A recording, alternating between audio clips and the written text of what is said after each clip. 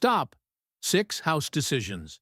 If you own a home and you're retired, or closing in on it. Most retirees make none of these. Here's what that means for you. Vern owes nothing on his place. Not $1 on a home worth close to $400,000. And he can't fix the roof. Marty still owes.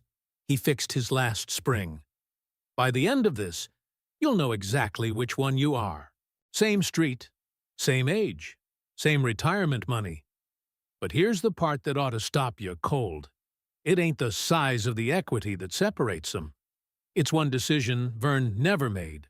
I'm Earl, and if you own a home and you're within 10 years of retirement, what I'm about to show you changes the whole picture. Here's the number that ought to stop you. Retirees over 62 are sitting on almost $15 trillion. $15 trillion! And you know where most of it shows up in the retirement plan? Nowhere at all. It is the biggest thing most retirees own. And it is the one thing that never makes it onto the page. 6 decisions, folks. 6 decisions about a thing most retirees never sit down and actually make. They don't decide, folks. They just end up somewhere. And then they live with wherever they ended up. Get all 6, and you find out something nobody ever tells you, folks. You got a whole lot more room in retirement than you thought you had. Stay with me for number 6 especially. Skip it, and you can do the other 5 right, and still end up house rich and cash broke. That's Vern's whole retirement right there. If you're over 55, tap subscribe before we start. This is the retirement talk nobody ever schedules. Let me put 2 men in front of you. Both retired. Both did exactly what their fathers told them to do. Meet Vern, 68, retired lineman. Burned the note 10 years early and framed the last statement. And meet Marty, 66, retired pressman. Still carries a small note and sleeps just fine. Now Vern did the right thing. I want to be real clear about that before we go one step further. He just did half of it. And the half he skipped is the half that would have paid for that roof. And not one of these 6 costs you a single dollar to decide, folks. They ain't purchases. They're permissions. Decision number 1. Put the house on the same page as everything else in your retirement. Ask most retirees what they're worth, and what do they tell you? Whatever the brokerage statement says.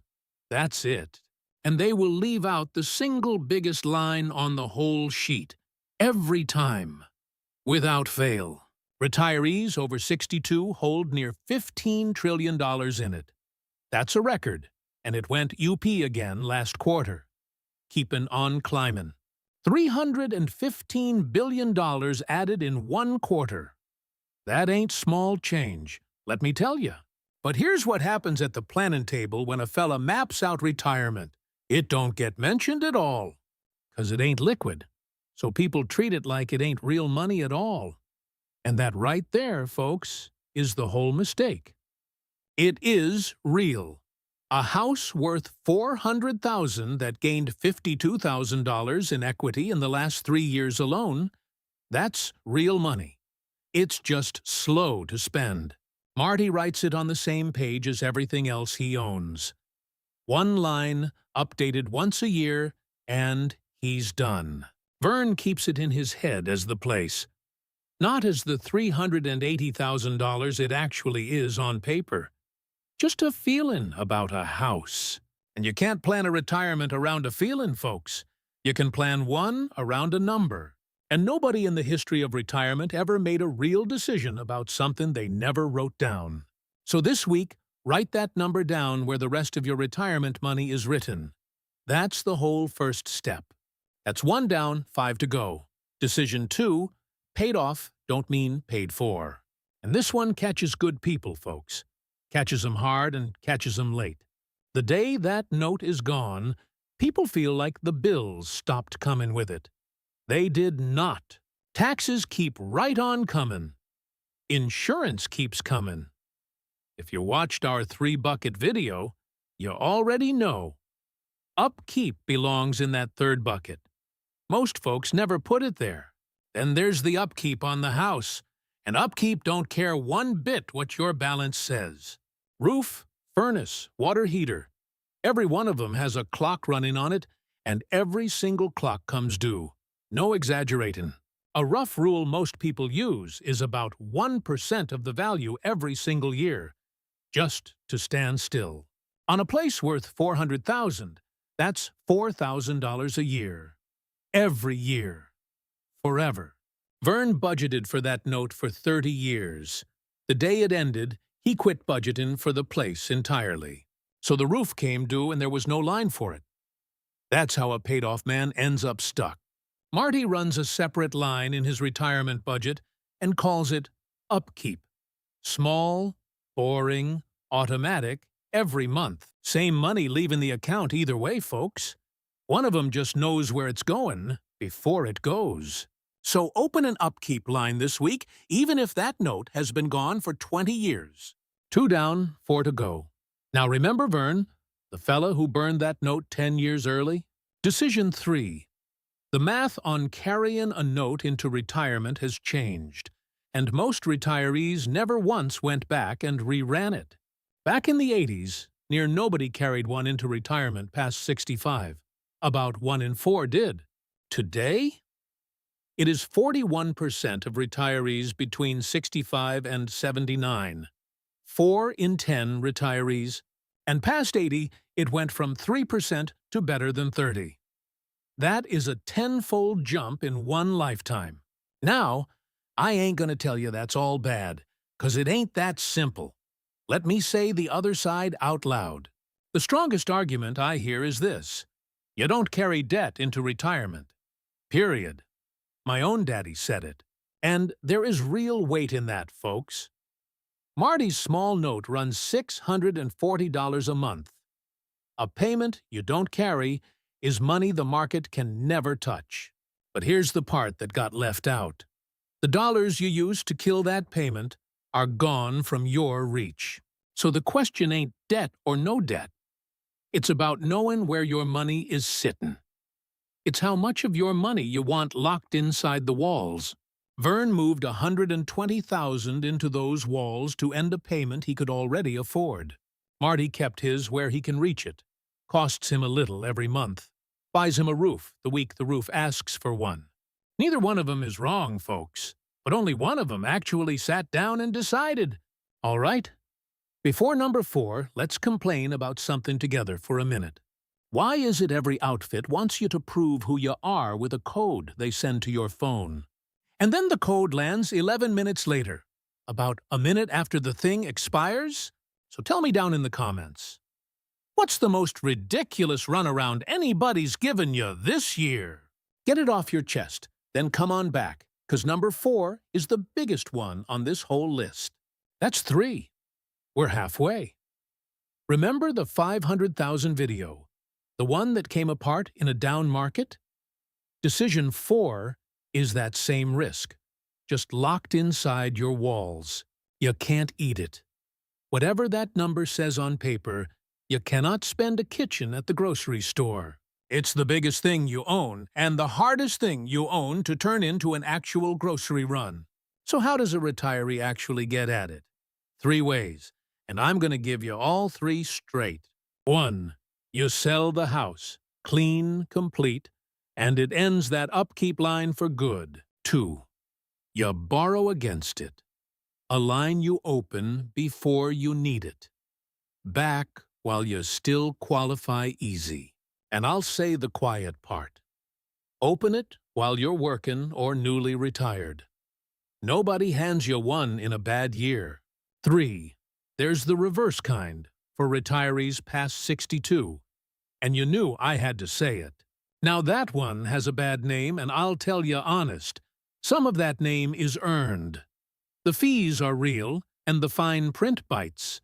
It ain't right for most retirees, but for the right one, in the right spot, it beats leaving the place they raised kids in. Here's my whole point. All 3 of them are decisions you make ahead of time, not emergencies you react to. Marty opened his line at 64. Hasn't touched $1 of it since. Just knowing it's there, that's the whole thing. Sleep's better for it. Vern's got more on paper and fewer ways to reach it. That's the trade, and he never saw it coming. 4 down, 2 to go. Decision 5. Moving to a smaller home frees up less than you think it does. Everybody's got a cousin who did it, and everybody tells that story like the man printed money. So let's do the honest arithmetic together, because the honest one comes out looking real different. Selling runs you somewhere around 6 to 8% by the time every last hand has been paid. On a place worth $400,000, that is $28,000 gone before you pack a single box. Then the move-in itself. Then the new home needs something, 'cause the new home always needs something. Always something waiting. And here's the one that surprises good people every time. Smaller don't always mean cheaper to run. A newer place can carry higher taxes, higher insurance, and monthly dues you never paid before in your life. I have watched retirees move smaller and land on the very same monthly number, just with less room in it. So run it on your own real numbers before you decide anything. Not the cousin's story. Yours. It can absolutely work. When it works big, and it ends the upkeep worry stone cold. No question in that. It works when you move for a reason. The stairs, the distance from the grandkids, the cozies. Moving only to unlock the money is the version that disappoints you. You paid an awful lot to move sideways. Now hold on a minute. Before the last one, I want something honest out of you. Remember the 5 we've covered? The page, the upkeep, the note, the 3 ways in, and the move. Which one did you already know about and just never get around to doing? That's the one, ain't it?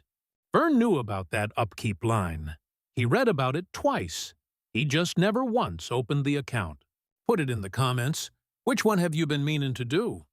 Saying it out loud is how it starts. Now decision 6. The one nobody says out loud. Remember what I promised you at the top? For most retirees, the house is already the care reserve. They just never once named it that.